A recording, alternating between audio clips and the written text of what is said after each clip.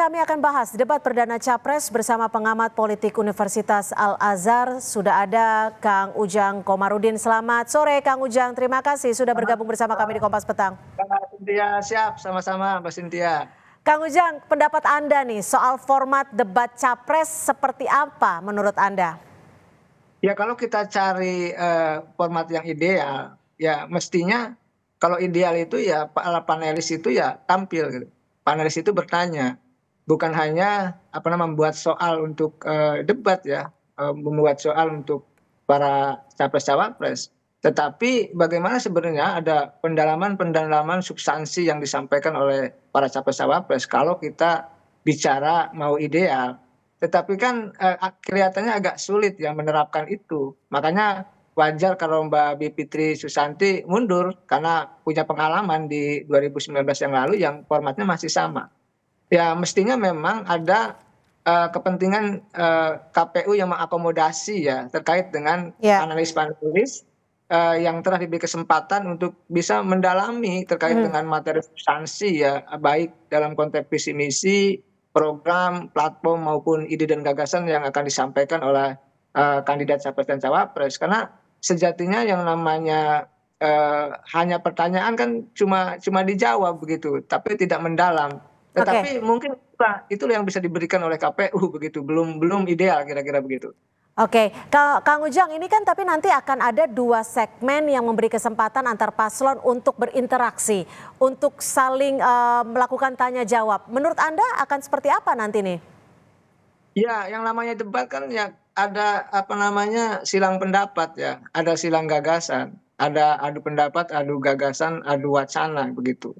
Ya itu harus dilakukan, karena kalau itu tidak ada namanya bukan perdebatan gitu, hanya satu arah, maka berdebat itu 2 arah. Nah, saya melihat kelihatannya akan menarik ya, ini debat perdana, kita tahu bahwa Litbang Kompas telah merilis ada 28,7% masyarakat yang masih bimbang, yang masih galau gitu ya, yang masih belum yakin, yang masih belum menentukan pilihannya. Nah ini kan bisa disasar ya dengan debat yang bagus, dengan debat yang berkualitas, dengan presentasi yang baik dari para kandidat itu untuk meyakinkan mereka-mereka yang bimbang itu. Nah, Jadi bicara soal itu nih Kang Ujang, seperti apa sih cara yang paling tepat untuk capres-capres ini untuk menggait pemilihnya nanti?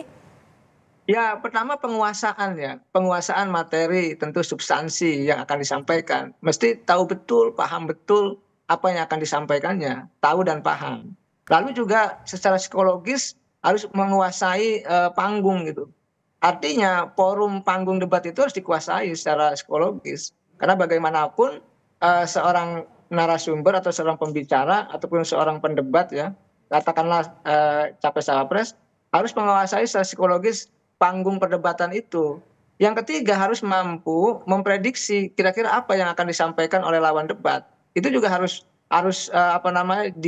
diulik gitu, kira-kira arah kemana pertanyaan dari lawan debat yang akan dihadapi. Itu menjadi penting. Ya biasanya kalau capres-cawapres yang berlatar belakang akademisi ya, yang berlatar belakang aktivis gitu, itu kalau berdebat sudah biasa, sudah tidak aneh lagi. Karena tadi penguasaan materi atau substansi, penguasaan panggung, lalu prediksi terkait dengan arah pertanyaan atau sanggahan dari lawan debat itu harus diketahui, paling tidak harus paham arahnya kemana. Karena kan temanya sudah jelas, isunya juga pasti yang update begitu. Jadi tidak akan kemana sebenarnya kalau para kandidat capres-cawapres itu memahami tadi ya terkait dengan substansinya, lalu terkait dengan penguasaan panggungnya, lalu terkait dengan prediksi pertanyaan-pertanyaannya, baik yang disampaikan oleh lawan debat maupun oleh para panelis yang disampaikan oleh moderator begitu. Oke, ini kan ada beberapa segmen yang dibagi menjadi beberapa bagian seperti itu Kang Ujang. Ada untuk menyampaikan visi misi, menjawab pertanyaan dari panelis dan juga menjawab dari lawan capresnya. Menurut Anda dari ketiga bagian ini mana yang paling penting untuk mendongkrak ataupun menggait para pemilih? Ya biasanya pemilih itu lebih senang kepada TikTok-kan ya, artinya silang pendapat dari saling bertanya ya, saling menyanggah itu biasanya di situ. Karena kalau penyampaian visi misi sudah biasa, tidak ada yang aneh juga gitu ya, selalu pasti akan normatif, pasti misi-misi terbaik juga. program-program juga ya sudah biasa juga. Tetapi kalau yang namanya tadi bertanya, menyanggah gitu, saling silang pendapat, ini yang menarik. Karena disitulah akan muncul mungkin katakanlah apa ya, isu-isu atau kata-kata atau perdebatan atau statement yang tidak terduga. Yang bisa jadi itu mengkritik, bisa jadi juga menyalahkan, bisa jadi juga apa namanya menyudutkan gitu ya. Yang kita tidak tahu. Nah disitulah sebenarnya perdebatan itu akan dimulai menarik karena ada perbedaan. Karena kalau semuanya jalannya normal, lurus-lurus saja ya tidak ada yang menarik. Tetapi kalau di situ ada sanggahan, ada sesuatu perdebatan, ada apa tarung ide dan gagasan gitu ya, ada sesuatu yang bisa diberikan ke publik ya dengan perdebatan-perdebatan yang Ya. berkualitas, tentu tadi dengan isi substansi yang bagus, lalu dengan penyampaian yang baik, lalu juga yang saya lihat ya apa namanya ya penguasaan apa namanya panggung yang baik, maka ya Akan akan menjadi berpengaruh besar minat, ya. ya akan menarik minat bagi para Oke. pemilih Oke, gitu. Kang Ujang, sebelum kita lanjutkan sesi dialog kita, saya akan mengajak Kang Ujang dan juga pemirsa Kompas TV untuk melihat situasi terkini di KPU Jakarta jelang debat perdana malam hari ini. Saudara, ini adalah bagian terluar dari gedung KPU Jakarta di mana saat ini proses sterilisasi sedang ataupun akan dilakukan pada pukul 4 sore nanti.